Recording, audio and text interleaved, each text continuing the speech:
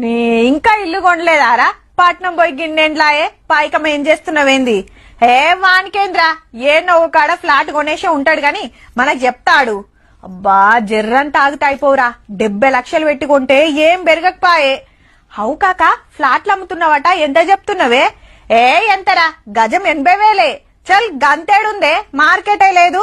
అయితేంద్రో అడ్డికి పావుషేర్ అమ్ముకోవాలనా ఎట్లా అని ఆన్నో ఇన్నో అంటుంటే ఇంటుంటాం.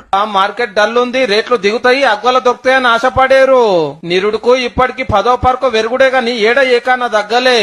మంచి రేటు వచ్చినాడే అమ్ముదామని, పెట్టిన పైసకు లాభం రావద్దా అని అట్లనే ఉంచుకున్నాడు తప్పితే ఎంతకో కొంత అమ్ముకుందాం అనేటోళ్ళు అయితే లేరు. అంతలా అర్జెంట్ ఉంటే తప్ప.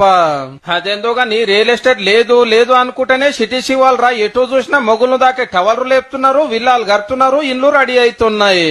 కొనేటోళ్ళు ఉంటేనే కదా పని పెట్టుకునేది.